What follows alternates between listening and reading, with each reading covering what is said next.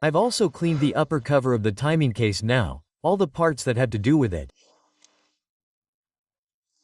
We're not going to put it on now because the entire cylinder head still needs to be done. I have to take the cylinder head off, and now that I've taken it off, the new cylinder head gasket and the new cylinder head bolts have already been installed. Now that I've taken it off, I'm going to regrind the valves, and make the valve seals. That's it. Now that we've invested so much time to make this look like new, okay? Even if they were fine, which I don't know if they are or not, with the mileage it has, it's going to be great to regrind the valves, the valve seats, and the valve seats, and the valve seals. Okay, well, that's done, and now what we have to do before moving forward is test the water tightness of the cooling system once we've changed the two O-rings that were the source of the problem. Okay? So, we're going to put the thermostat housing that goes here on the timing cover. We're going to connect its corresponding sleeve.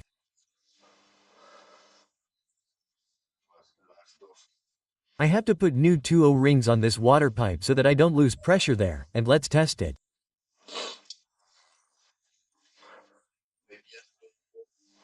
If I don't lose water where I was losing it, it would mean that it's fixed, and now all that's left is to make the cylinder head and put everything back together.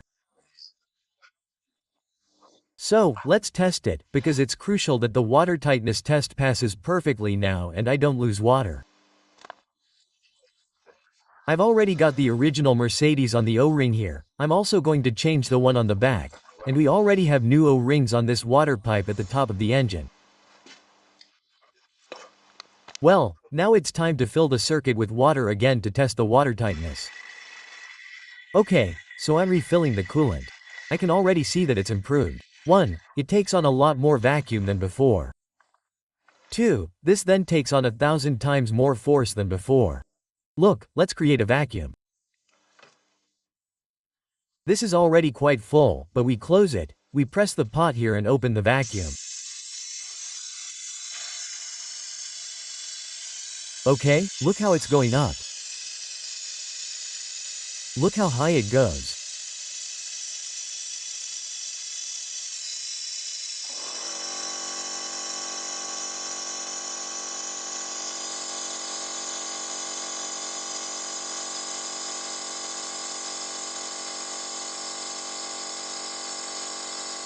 This is already taking it.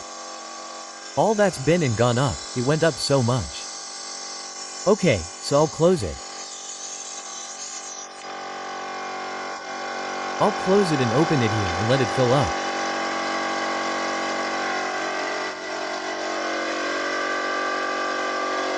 Come on, and so on until it's completely full, and then we'll put pressure on it. Well, things look really good. I've already put pressure on it. So far I've put on 1 bar, okay? Just 1 bar.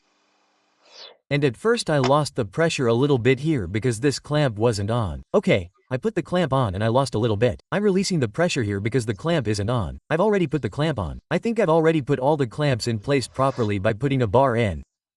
Since you could clearly hear the water coming out from underneath before, the water isn't coming out from underneath, and I'm going to go eat now and see how long it can hold. Okay, we're like this, and after eating we'll see how long it can hold. Then I'm going to put one with 2 in. At the moment it doesn't seem to be leaking at all, and you can't see anything dripping from there. Look, do you see?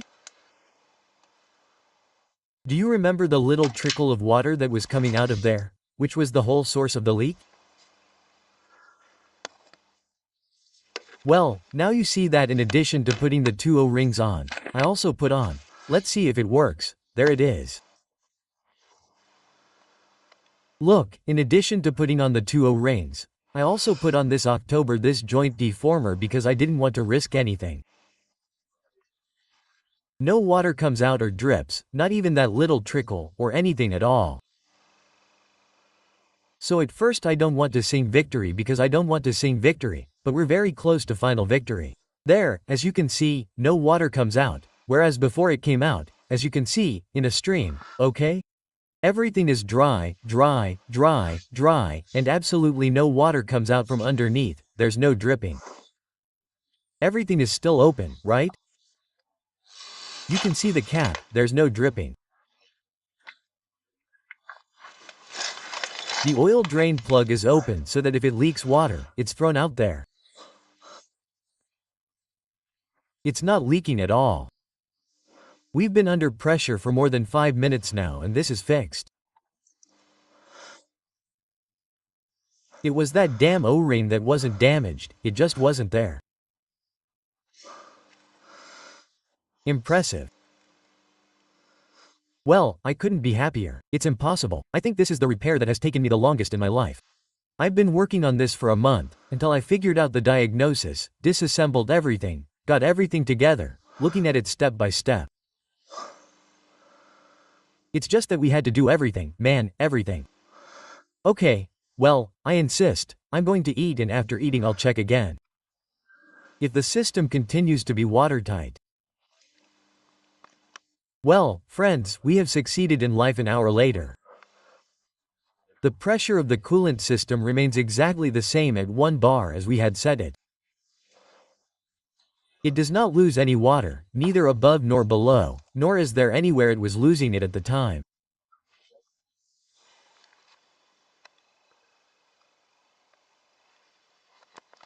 Not where it was at the time, as I say, you see. So excuse my enlightenment, but there it is. Okay, it does not lose anything at all. Okay, no dripping from below. Let's see, I showed it to you. Do you see from below? No dripping at all, nothing at all. So great, friends. Well, we consider the fault resolved and now what remains is to finish reconditioning the entire car. We are going to start, as I told you, with the cylinder head, since we have removed it and all that stuff. We are going to grind the valves and the valve seals. Important, it will not be bad for your health. But the engine in the car will be completely new, with a new oil cooler, all new gaskets, new water pump, new thermostat housing, all new gaskets. In other words, the car will have to run like clockwork. Then we will see new spark plugs, new oils, we have to clean the engine, remove any remaining traces of mayonnaise, also clean the entire cooling circuit, any remaining oil in the cooling circuit. And then we will continue with the conditioning, general overhaul of the car so that it can last another 20 years without causing any more problems than maintenance. So that's it, great. 0 to the previous mechanic or previous person who changed the timing chain on this car. What a mistake of the century. Okay, well, I'll empty all the coolant again, remove what we've already seen.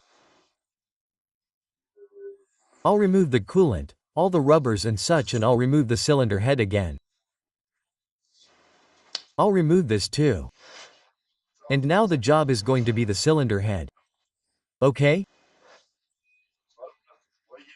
We're going to take out all the valves, their springs, and we're going to air the valves and springs. Also, it looks like this is going to be very easy in this car. It looks like it's going to be very visible. The exhaust springs are more visible than the intake springs. Here are the half moons and everything. I mean, let's see if that's easy in this car at least.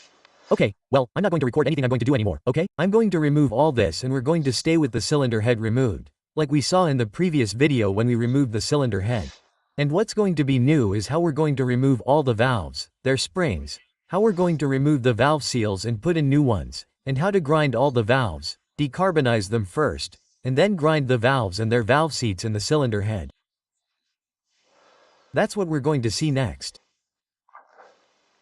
I have the cylinder head here again. What we're going to do is, well, I've also removed the entire duct that comes from behind here. I've left the little screw here so that it doesn't get lost from the cylinder head cooling.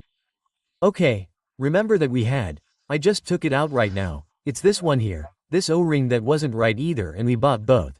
The one we just put in the water duct at the front and this one here at the back, which is the same. I'll leave you the reference here, they're the same, okay, both one and the other. I bought it directly from Mercedes, okay, for like €2 or so I'll put it in. And one thing that's already done.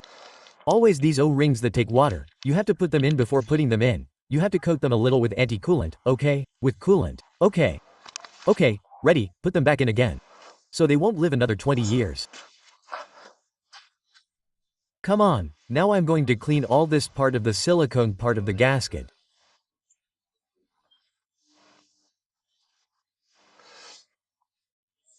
I'll leave everything clean, turn it over and start removing the valves to grind both the seat and the valve itself and also decarbonize them.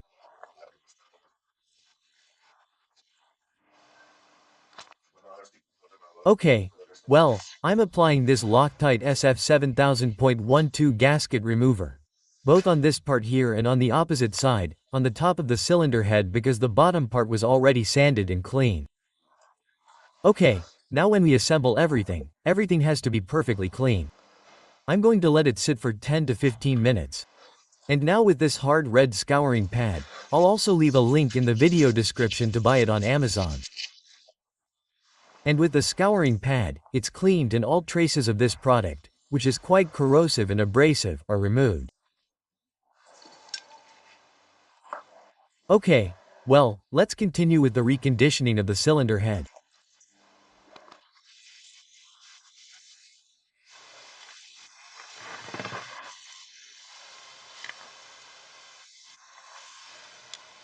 Well, now I have the cylinder head clean on all sides, here, on this side, here, on the intake, in front and bail. Now I have it perfect to do the valve seals and decarbonization and valve grinding.